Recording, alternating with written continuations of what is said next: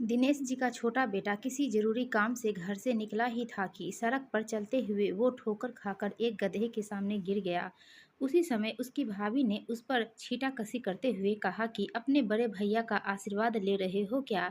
दिनेश जी के छोटे बेटे ने कहा, जी आपने बिल्कुल ठीक कहा भाभी जी। इस छोटे से मजाक को लेकर भाभी ने अंट सन बोलते हुए सारे घर में आग लगाने की तैयारी कर ली। अगले ही पल आग बबूला होते हुए वह अपने देवर का उल्लाहना लेकर सासू माँ के पास पहुंच गई। छोटे देवर पर आरोप लगाते हुए उसने कहा कि अभी तक तो यह ठीक से अपने पैरों पर खड़ा भी नहीं हो पाया और फिर भी देखो मुफ्त का माल खा कर कैसे इसकी जुबान कैंची की तरह चलने लगी है। छोटे बड़े की उम्र का ख्याल किए बिना हर किसी की बेइज्जती करने लगा है। अच्छी खासी शिकायत करने पर भी जब सासू माँ के चेहरे पर कोई असर दिखाई नहीं दिया तो उसने सोचा कि आज अपने पति के अच्छे से कान भरकर इसे जलील करवाऊंगी। शाम होने पर जैसे ही दिनेश जी का बड़ा बेटा घर आया तो बहू ने बिना चाय पानी पूछे उससे कहा कि आज तुम्हारे छोटे भाई ने मेरे साथ साथ तुम्हारी भी नाक कटवा दी है।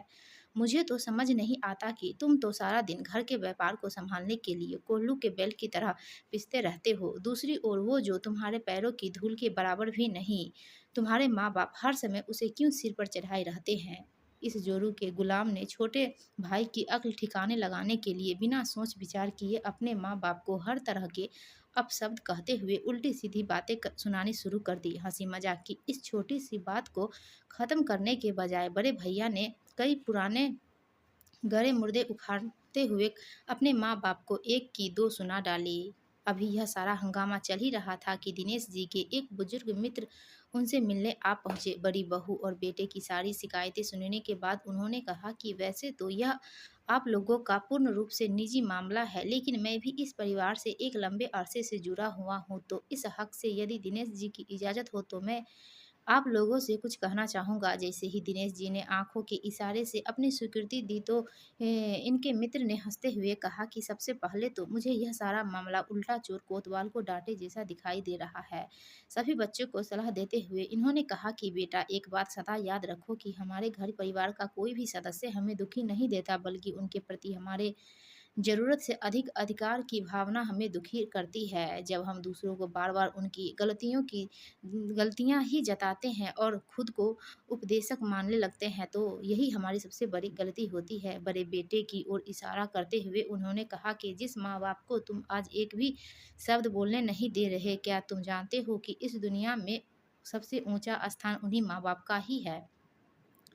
मुझे तुम्हारी बातें सुनकर हैरानी हो रही है कि तुम अपने माँ-बाप द्वारा दिए हुए संस्कार को कैसे भूल गए कि यदि कोई व्यक्ति लाखों रुपए कमा भी लेता है, परंतु यदि उसके माँ-बाप खुश नहीं है, तो यह धन दौलत धूल के बराबर है।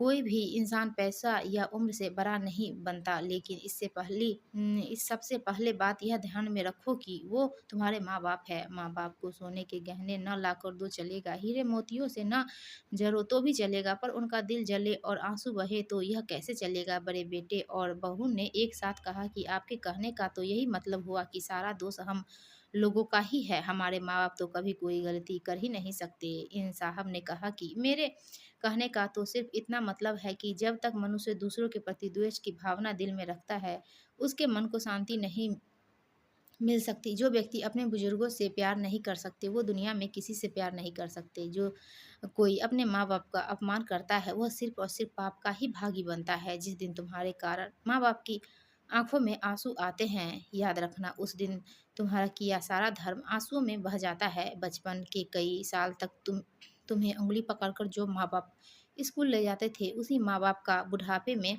चंद दिन सहारा बनकर यदि मंदिर, गुरुद्वारे ले जाओगे तो शायद थोड़ा-सा तुम्हारा फ़र्ज़, थोड़ा-सा तुम्हारा कर्ज़ पूरा हो जाएगा। जिस माँ-बाप ने बचपन में तुमको पाला और सँभाला था, यदि बुढ़ापे में तुम उनको नहीं सँभाल सके, तो याद रखना तुम्हारे भाग्य में सदा सुख की जगह दुःख